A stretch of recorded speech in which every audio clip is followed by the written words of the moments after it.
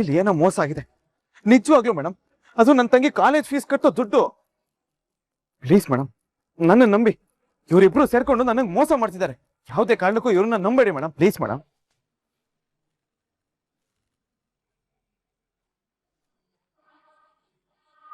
Miss ಆಗಿರೋ ದುಡ್ಡು ನಿನ್ನ ಹತ್ರ ಸಿಕ್ಕಿದೆ. ನೀನೇ ಮಾಡಿದ್ಯಾ ಅನ್ನೋದಕ್ಕೆ ಕಣ್ಮುಂದೆ ಸಾಕ್ಷಿ ಇದೆ. ಆದ್ರೂ ನೀನ್ ಇಷ್ಟೆಲ್ಲ ಡ್ರಾಮಾ ಮಾಡ್ತಿದ್ಯಾ ಅಂದ್ರೆ ನೀನ್ ಎಂತ ಮೋಸ್ಕರ ಅನ್ನೋದು ಗೊತ್ತಾಗ್ತಿದೆ. ಹಾಗೆಲ್ಲ ಹೇಳ್ಬೇಡಿ, ಇವ್ರ ಅಂತಾರಲ್ಲ ತುಂಬಾ ಸ್ವಾಭಿಮಾನಿ ಮೇಡಮ್.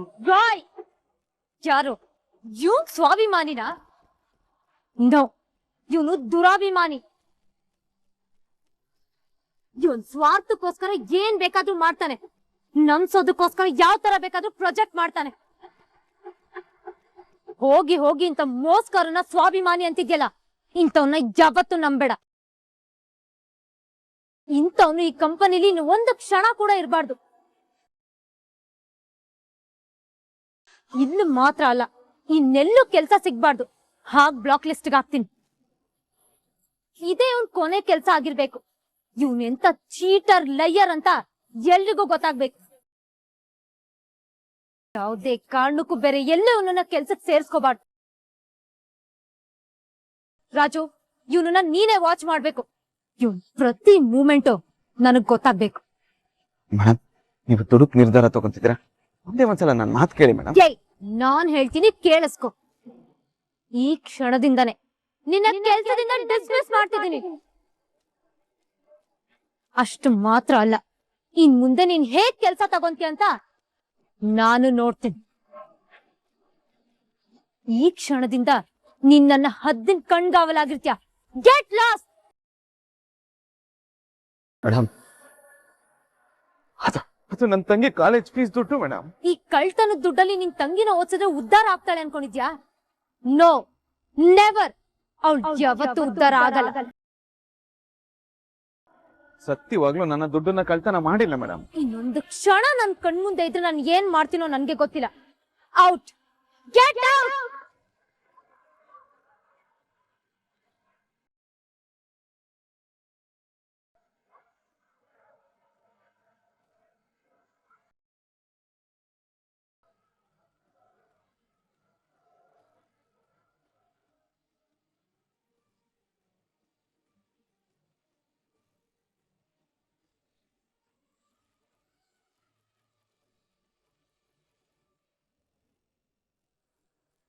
ಸಂಗೀತ, ಬಾರೆ ಪಾನಿಪುರಿ ತಿನ್ಕೊಬರೋಣ.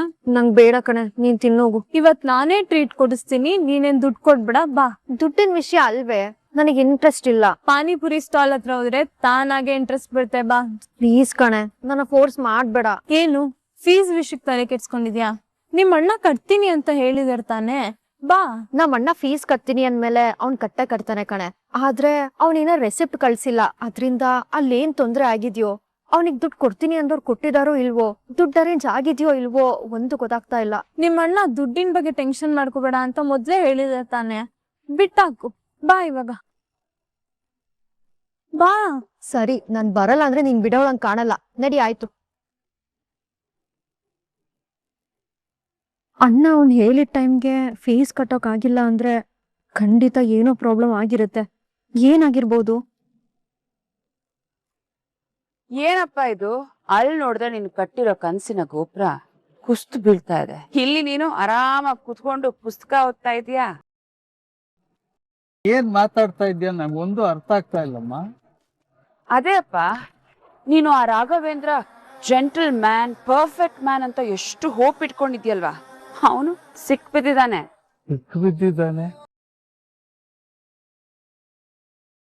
ಸಿಕ್ಕು ಬೀಳೋರು ಯಾರು?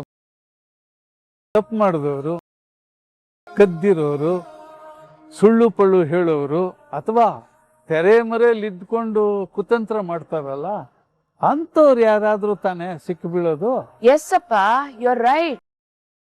ನಿನ್ ಜೆಂಟಲ್ ಮ್ಯಾನ್ ಕೂಡ ಆಫೀಸ್ ದುಡ್ಡನ್ನ ಕಳ್ತನ ಮಾಡಿ ಸಿಕ್ಕು ಬಿದ್ದಿದ್ದಾನಪ್ಪ.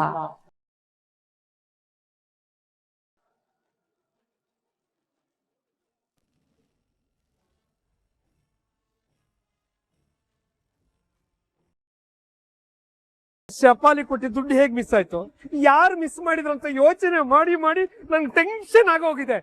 ನೀವ್ ಇನ್ನೊಂದ್ಸಲ ಸರಿಯಾಗಿ ಯೋಚನೆ ಮಾಡಿ ಸರ್. ರಾಯ್ ಹ? ನೆಮ್ಮದಿಯಾಗಾದ್ರೂ ಟೀ ಕುಡಿಯಕ್ ಬಿಡು ರಾಯ್.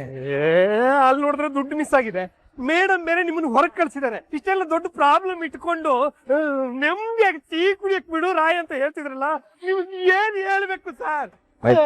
ನೀನು ಒಂದೇ ಒಂದ್ ಟೀ ಕುಡಿ, ಟೆನ್ಷನ್ ಹೋಗುತ್ತೆ.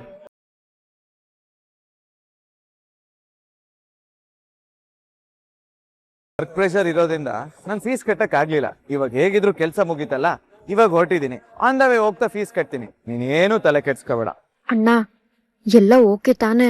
ಹಾಗೇನಾದ್ರೂ ಇದ್ದಿದ್ರೆ ನನಗೆ ಹೇಳ್ತಿರ್ಲಿಲ್ಲ ಸಂಗೀತ. ನೀನು ಈ ವಿಷಯದಲ್ಲಿ ತಲೆ ಕೆಡ್ಸ್ಕೊಳಕ್ಕೆ ಹೋಗ್ಬೇಡ. ನಾನ್ ಫೀಸ್ ಕಟ್ತೀನಿ, ನನಗೆ ಯಾವ ಟೆನ್ಷನ್ ಇಲ್ಲ. ಏನ್ ಸರ್, ಹೊರದು ಊರ್ ಬಾಗ್ಲಾಗಿದೆ ಅಂತ ಹೇಳ್ತಾರಲ್ಲ, ಆ ರೀತಿ ಆಗಿದೆ ನಮ್ ಸಿಚುವೇಶನ್. ನೀವು ನೋಡಿದ್ರೆ ಕೂಲ್ ಆಗಿದ್ದೀರಲ್ಲ. ನೋಡು ರಾಯ್, ನಮ್ಮ ಮನೆಯವ್ರಿಗೆ ನಾವು ಸುಖದಲ್ಲಿ ಪಾಲ್ ಕೊಡ್ಬೇಕು, ದುಃಖದಲ್ಲ. ಇವಾಗ ಫಸ್ಟ್ ಯಾರ ಕೈಯಿಂದ ದುಡ್ಡು ಬಂದಿರೋದು? ಇನ್ಯಾರು ಸರ್, ಆ ಶಪಾಲಿ ಅವ್ರ ಕೈಯಿಂದ. ಮೊದಲೇ ಪ್ಲಾನ್ ಮಾಡಿ CCTV ಕವರ್ ಮಾಡಿ ಅವಳೇ ದುಡ್ಡನ್ನ ಎತ್ತಿಟ್ಕೊಂಡಿರ್ಬೋದಲ್ವಾ?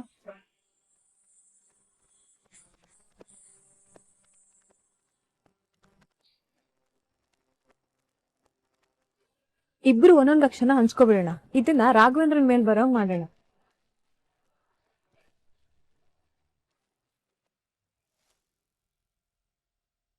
ರಾಘವೇಂದ್ರ ಸಿಕ್ಬಿದ್ದಿದ್ದಾನೆ ಅಂತಂದ್ರೆ ನಂಬೋದಕ್ ಕಷ್ಟ.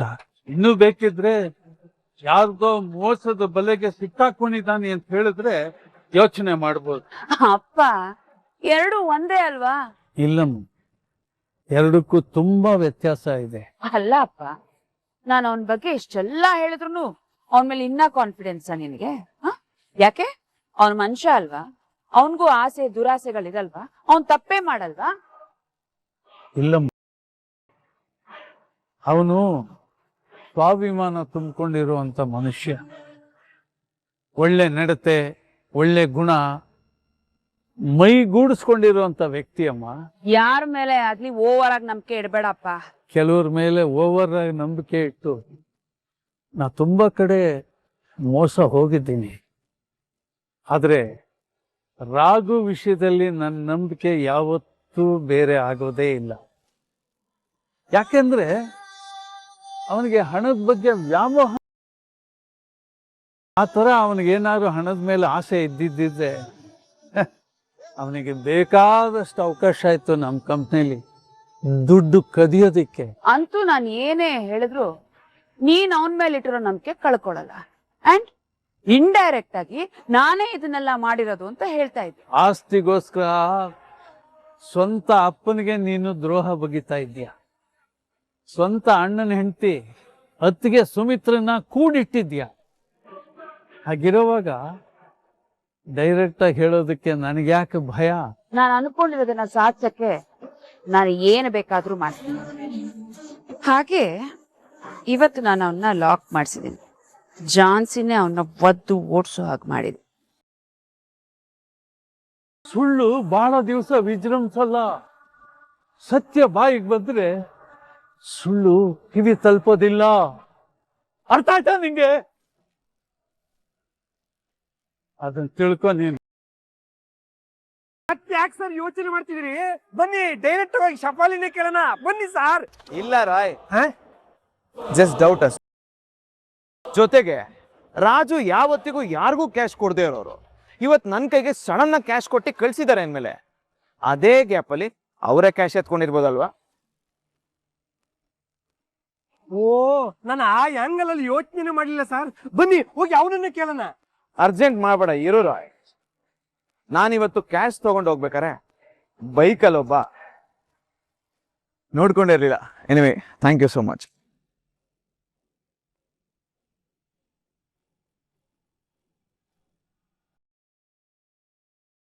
ಅವನೇನಾದ್ರು ಆ ಬ್ಯಾಗ್ ಇಂದ ದುಡ್ಡು ಎತ್ಕೋಬೇಕಾದ್ರೆ ಆ ಬ್ಯಾಗ್ ಬಿದ್ದಿರ್ಬೋದಾ? 100% ಅವನೇ ಸರ್. ಅವ್ನು ಎಲ್ಲಂತ ಹುಡ್ಕೋದು ಸರ್? ಇಲ್ಲ ರಾಯ್, ನಾನು ಅದ್ರ ಬಗ್ಗೆ ತಲೆ ಕೆಡ್ಸ್ಕೊಳಲ್ಲ. ಮತ್ತೆ ಏನ್ ಮಾಡೋದು ಸರ್? ಅವ್ನ್ ಕಂಡಿಡಿಯೋದಾದ್ರೆ ಹೇಗೆ? ಅವನ ವಿಷಯನ ಸೈಡ್ಗಿಡು ರಾಯ್. ಯಾಕಂದ್ರೆ ಅವನೇ ಎತ್ಕೊಂಡಿದ್ದಾನೆ ಅಂತ ಕನ್ಫರ್ಮ್ ಇಲ್ಲ. ನನ್ ಇನ್ನೊಂದು ಡೌಟ್ ಏನು, ಆ ಕಾಂಟ್ರಾಕ್ಟರ್ ಯಾಕೆ ಕೆಲಸ ಮಾಡಿರಬಾರ್ದು? ಅದ್ ಹೇಗೆ ಸರ್? ಅವ್ನು ನಿಮ್ ಕಣ್ ಮುಂದೆನೆ ಕೌಂಟ್ ಮಾಡಿರ್ತಾನಲ್ವಾ? ಹೌದು ರಾಯ್, ಬಟ್ ಅವನು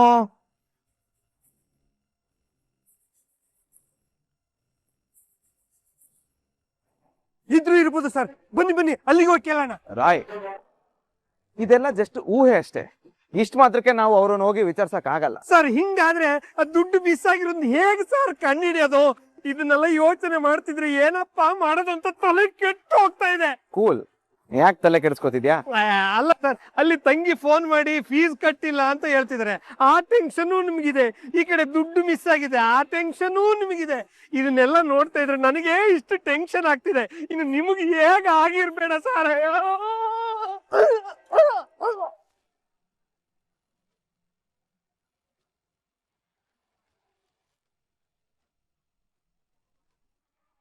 ರಾಯ್, ದುಡ್ಡು ಸಿಕ್ತು. ಏನ್ ಹೇಳ್ತಿದ್ರಿ ಸರ್? ಹಾಗಾದ್ರೆ ದುಡ್ಡೆಲ್ಲಿದೆ? ರಾಯ್, ನೀನ್ ಇವಾಗ ಒಂದ್ ಕೆಲಸ ಮಾಡು, ಸೀದಾ ಆಫೀಸ್ಗೆ ಹೋಗು, ಆಮೇಲೆ ನಾನೇ ನಿನಗೆ ಬಂದು ಕ್ಲಾರಿಟಿ ಕೊಡ್ತೀನಿ. ಅಯ್ಯೋ, ಮೊದ್ಲೇ ತಲೆ ಒಳಗಡೆ ಸೇರ್ಕೊಂಡಿರೋ ಹುಳ ತಲೆ ತಿಂತಾ ಇದೆ, ಇವರು ಮತ್ತೊಂದು ಹುಳ ಬಿಟ್ರು. ಅಯ್ಯೋ, ಅದು ಏನ್ ಮಾಡ್ತಾರೋ ಏನ್ ಬಿಡ್ತಾರೋ ಒಂದು ಗೊತ್ತಾಗ್ತಿಲ್ವೇ.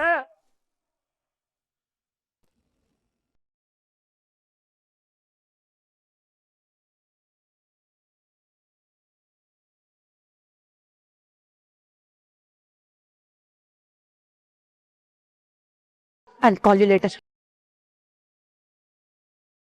ಏಯ್, ಮತ್ತೆ ಯಾಕೋ ಬಂದೆ? ನೀವು ಇವರೆಲ್ಲ ಸೇರ್ಕೊಟ್ರಲ್ಲ, ನಾನು ಹಾಗೆ ಕೊಡ್ಬೇಕಲ್ವಾ ಏನ? ಕ್ಲಾರಿಟಿನ? ಅದ್ರ ಅವಶ್ಯಕತೆ ಇಲ್ಲ. ನೀನ್ ಏನು ಅನ್ನೋದು ಕ್ಲಾರಿಟಿ ಸಿಕ್ಕಾಗಿದೆ. ಮತ್ತೆ ಅವಮಾನ ಅನ್ಭವಿಸ್ಬೇಡ, ಹೋಗ್ತಾ ಇರು. ಎಲ್ಲ ಅವಮಾನ ಮಾಡಿದ್ರು, ಯಾರು ಅವಮಾನ ಮಾಡಿದ್ರು ಅವರಿಂದನೇ ಅಲ್ಲೇ ಸನ್ಮಾನ ಮಾಡಿಸ್ಕೊಳ್ಳೋದು ನನ್ನ ಕ್ಯಾರೆಕ್ಟರ್. ನೀವ್ ಹೇಳ್ದಂಗೆ ನಾನು ಸುಮ್ನೆ ಹೋಗ್ಬಿಟ್ರೆ, ತಪ್ಪು ಮಾಡಿಲ್ಲ ಅಂದ್ರೂ ಎಲ್ರ ದೃಷ್ಟಿಲಿ ಅಪರಾಧಿಯಾಗಿ ಹೋಗ್ತೀನಿ ಮೇಡಮ್. ಅದಾಗಬಾರ್ದು ಅಂದ್ರೆ ಕ್ಲಾರಿಟಿ ಕೊಡ್ಲೇಬೇಕು.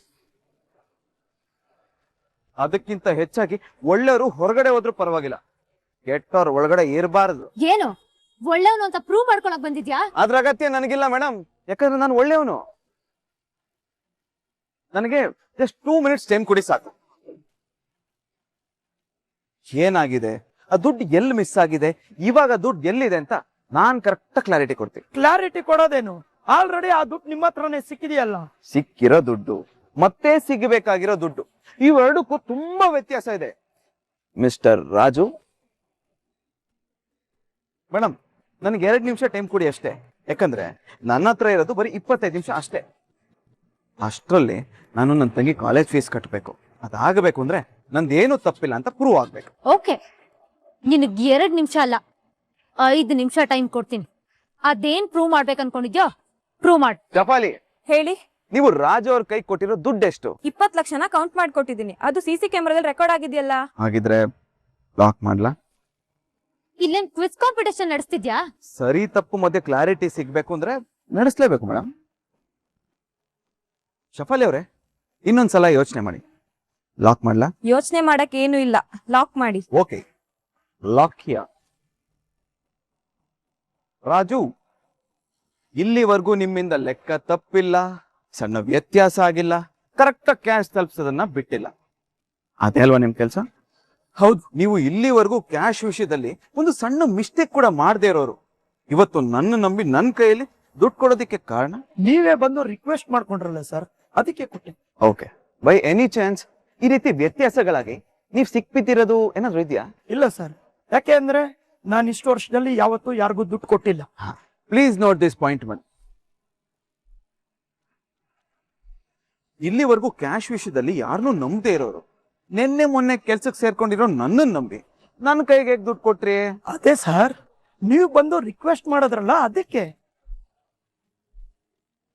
ದುಡ್ಡು ಹೊಡಿಬೇಕನ್ನೋ ಕಾರಣಕ್ಕೆ ನೀವು ಇಷ್ಟೆಲ್ಲ ಡ್ರಾಮಾ ಮಾಡ್ತಿದ್ದೀರಾ. Wait wait wait wait Shafali ಅವರೇ, ನಾನು ನಿಮ್ ಪಾಯಿಂಟ್ಗೆ ಬರ್ತೀನಿ.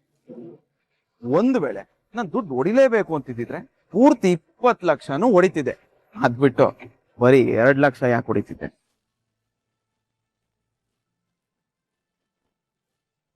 ಓಕೆ, ಅದನ್ನ ಅಕ್ಸೆಪ್ಟ್ ಮಾಡ್ಕೊಳ್ಳಿ. 2 ಲಕ್ಷ ದುಡ್ಡು ಹೊಡೆದೆ ಅಂತಾನೆ ಇಟ್ಕೊಳ್ಳಿ. ನಾನು ಕಳ್ತನ ಮಾಡಿರೋ ದುಡ್ಡನ್ನ ನನ್ನ ಜೋಬಲ್ಲೇ ಇಟ್ಕೊಂಡು ನಾನು ಆಫೀಸ್ಗೆ ಯಾಕೆ ಬರ್ತಿದ್ದೆ? ಓಕೆ ರಾಜು, ನೀನ್ ಇವಾಗ ಕಳ್ಳ 2 ಲಕ್ಷ ರೂಪಾಯಿ ಕದ್ದಿದ್ಯಾ ಅಂತ ಅನ್ಕೋ. ಪೊಲೀಸ್ ಸ್ಟೇಷನ್ ಇಂದ ನಿಂಗೆ ಫೋನ್ ಬರುತ್ತೆ. ಅವಾಗ ಕದ್ದಿರೋ ದುಡ್ಡನ್ನ ನಿನ್ ಜೇಬಲ್ಲೇ ಇಟ್ಕೊಂಡು ಪೊಲೀಸ್ ಸ್ಟೇಷನ್ಗೆ ಹೋಗ್ತೀಯಾ, ಅಥವಾ ಅವಕಾಶ ಸಿಕ್ಕಿದಾಗ ಹೊರಗಡೆ ಬಚ್ಚಿಟ್ಟು ಹೋಗ್ತೀಯಾ? ಅದು ನಾನು ಅಂತಾನೆ ಅಲ್ಲ ಸರ್, ಬೇರೆ ಯಾರೇ ಆ ಕೆಲಸ ಮಾಡಿದ್ರು ಬಚ್ಚಿಟ್ಬಿಟ್ಟೆ ಹೋಗ್ತಾರೆ. Please please note this point madam. ಓಹೋ, ನನಗೆ ಅನುಭವದ ಕೊರತೆ, ಹೊಸ ಕಳ್ತನಕ್ಕೆ ಇಲ್ದಿರೋ ದೊಡ್ಡ ಶಿಖಾಮಣಿ ಅಂತ ನೀವು ಹೇಳ್ತಿದ್ದೀರಲ್ವಾ? ಹಾ ಇರ್ಬೋದು ಸರ್. ನೋಡು, ಈ ಕತೆನೆಲ್ಲ ಬಿಟ್ಟು ಅದೇನ್ ಪ್ರೂವ್ ಮಾಡಕ್ ಹೊಟ್ಟಿದ್ಯಾ ಅದನ್ನ ಪ್ರೂವ್ ಮಾಡು. ನೀನು ಕೊಟ್ಟಿರೋ ಟೈಮ್ ಮುಗೀತಿದೆ. ಮಲ್ಲಮ್ಮ, ಅಯ್ಯಯ್ಯೋ ಸರ್, ನನ್ನ ದುಡ್ಡಿಗೂ ನನ್ಗೂ ಯಾವ ಸಂಬಂಧ ಇಲ್ಲ. ಯಾವ ದೇವ್ರ ಮೇಲ್ ಬೇಕಾದ್ರೂ ನಾನು ಪ್ರಮಾಣ ಮಾಡ್ತೀನಿ. ಇದನ್ನ ಆಕ್ಟಿಂಗ್ ಅನ್ನಲ್ಲ, ಓವರ್ ಆಕ್ಟಿಂಗ್ ಅಂತಾರೆ. ನೀವು ಈ ಓವರ್ ಆಕ್ಟಿಂಗ್ ಮಾಡೋದನ್ನ ಬಿಟ್ಟು ನಾರ್ಮಲ್ ಆಗಿ ಆನ್ಸರ್ ಮಾಡಿ. ಓಕೆ, ನೀವು ಪ್ರತಿದಿನ ಆಫೀಸ್ಗೆ ಎಷ್ಟು ಗಂಟೆಗೆ ಬರ್ತೀರಾ? ಅದು 7 ಗಂಟೆಗೆ ಬರ್ತೀನಿ ಸರ್. ಇವತ್ತು ಸ್ವಲ್ಪ ಲೇಟ್ ಆಯ್ತು. ನೀವು ಲೇಟ್ ಆಗಿ ಬಂದ್ರು ಕಸ ಎಲ್ಲ ಗುಡಿಸಿ ಕ್ಲೀನ್ ಮಾಡ್ತೀರಲ್ವಾ? ಮಾಡ್ತೀನಿ ಸರ್. ಓಕೆ, ಇವತ್ತು ಪ್ರತಿಯೊಬ್ಬರ ಹತ್ರ ಇರೋ ಡಸ್ಟ್ಬಿನ್ ಎಷ್ಟು ಗಂಟೆ ಖಾಲಿ ಮಾಡಿದ್ರಿ? ಅದು ಸುಮಾರು 11 ಗಂಟೆಗೆ. ಹಾಗೆ ಶಫಾಲಿ ಅವ್ರ ಕಾಲ ಹತ್ರ ಇರುತ್ತಲ್ಲ ಡಸ್ಟ್ಬಿನ್, ಅದನ್ನ ಖಾಲಿ ಮಾಡಿದ್ರ? ಅದು ನನ್ ಡಸ್ಟ್ಬಿನ್ ತುಂಬಿಲ್ಲ ಇವತ್ತು, ನಾಳೆ ಖಾಲಿ ಮಾಡು ಅಂತ ಹೇಳಿದ್ರು ಸರ್. ಏನ್ ಶಫಾಲಿ ಅವ್ರೆ, ಕಸ ನಿಮ್ ಪಕ್ಕದಲ್ಲಿದ್ರೆ ಕೆಲ್ಸ ಮಾಡೋದಿಕ್ಕೆ ಒಳ್ಳೆ ಎನರ್ಜಿ ಬರುತ್ತೆ ಅನ್ಸುತ್ತೆ. ಹಾಗೇನಿಲ್ಲ, ಅದ್ರಲ್ಲಿ ಕಸ ತುಂಬಿರ್ಲಿಲ್ಲಲ್ಲ, ಅದಕ್ಕೆ ಬೇಡ ಅಂತಂದೆ. ಇಲ್ಲ ಅಲ್ವಾ? Very good. ಮಲ್ಲಮ್ಮ, ಆ ಡಸ್ಟ್ಬಿನ್ ತರ್ತೀರಾ?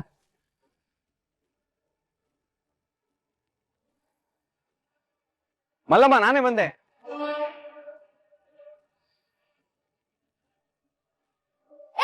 ಏನು ಮಾಡ್ತಿದ್ಯಾ?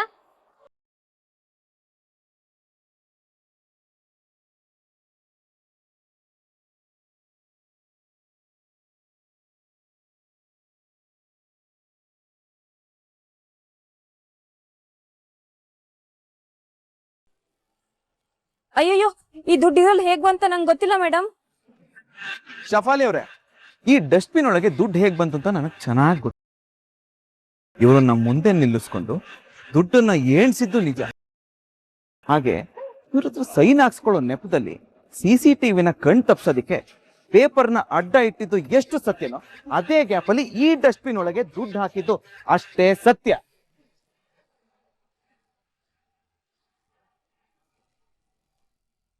ಇಲ್ಲ ಮೇಡಮ್, ಅದು ನಾನು. ಇಲ್ಲಿ ಟೈಮ್ ಕೊಟ್ಟಿರೋದು ನನಗೆ, ಮಾತಾಡಿ ಕ್ಲಾರಿಟಿ ತಗೋಬೇಕಾಗಿರೋದು ನಾನು. ಅಂದಮೇಲೆ ಕೇಳಿದ್ದಕ್ಕೆ ಅಷ್ಟೇ ಉತ್ತರ ಕೊಡ್ಬೇಕು. ನೀನು ರಾಜುಗ್ ದುಡ್ಡು ಕೊಟ್ಟು ಕಣ್ಸನ್ನೆ ಮಾಡೋದು, ಈ ರಾಜು ನನ್ನ ಹತ್ರ ಬಂದ್ಬಿಟ್ಟು ರಿಕ್ವೆಸ್ಟ್ ಮಾಡೋದು.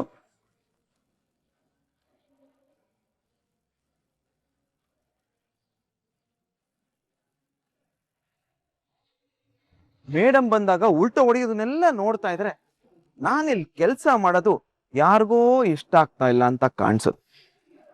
ಹೇಗಾದ್ರೂ ಮಾಡಿ ನನ್ನನ್ನ ಇಲ್ಲಿಂದ ಈ ಕೆಲಸದಿಂದ ತೆಗಿಸ್ಬೇಕು ಅನ್ನೋ ಉದ್ದೇಶದಿಂದ ಈ ರೀತಿ ಎಲ್ಲ ಪ್ಲಾನ್ ಮಾಡ್ತಾರೆ. ಹಾಗಿದ್ರೆ ನಿನ್ನ ಹತ್ರ ದುಡ್ಡು ಹೇಗ್ ಬಂತು? ಫೈನಾನ್ಷಿಯರ್ ಕೊಟ್ರು ಅಂತ ನಾನು ಅವಾಗ್ಲೇ ಹೇಳಿದ್ನಲ್ಲ ಮೇಡಮ್. ಒಂದ್ ಹೆಲ್ಪ್, ನನ್ನ ದುಡ್ಡನ್ನ ನೀವು ಲಾಕ್ ಮಾಡಿ ಇಟ್ಕೊಂಡಿದ್ದೀರಲ್ಲ, ಪ್ಲೀಸ್ ಅದನ್ನ ತರಿಸ್ತೀರಾ? ರಾಯ್,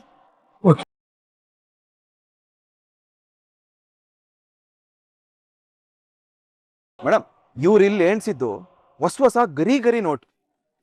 ಆದ್ರೆ ಇದು ಬೆಳಿಗ್ಗೆಯಿಂದ ಸಂಜೆ ತನಕ ಜನರು ಕಷ್ಟಪಟ್ಟು ದುಡ್ದು ವಾಸಣ್ಣ ಕೊಟ್ಟಿರೋ ದುಡ್ಡು. ಬೇಕಿದ್ರೆ ನೀವೇ ನೋಡಿ ಮೇಡಮ್, ಇದರಲ್ಲಿ ಬೆವರಿನ ಕಲೆ ಇದೆ. ತಗೊಳ್ಳಿ ಮೇಡಮ್, ನೋಡಿ.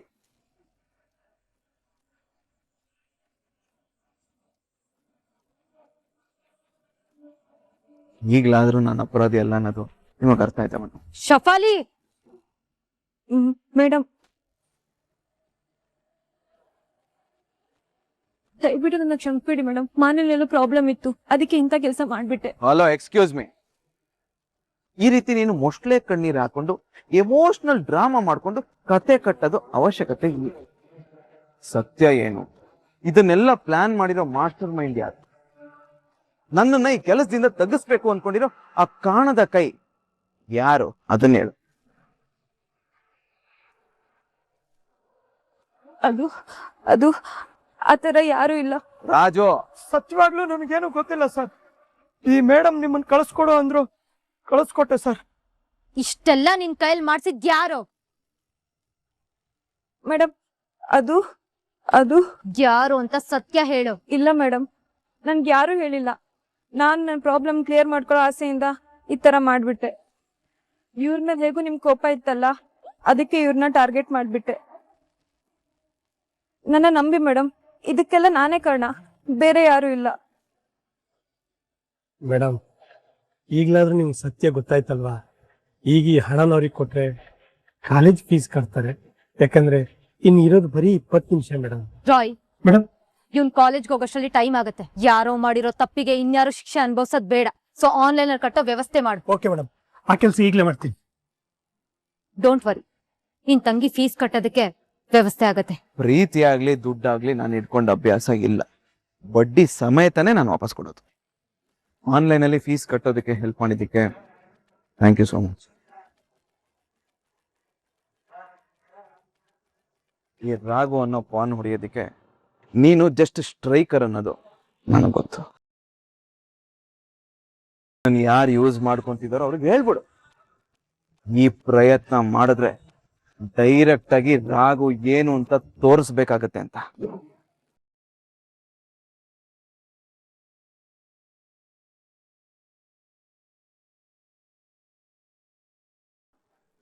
ಇವನ ಹತ್ರ ಕೊಬ್ಬು ದುರಹಂಕಾರ ಮಾತ್ರ ಅಲ್ಲ, ಬುದ್ಧಿವಂತಿಕೆನೂ ಇದೆ.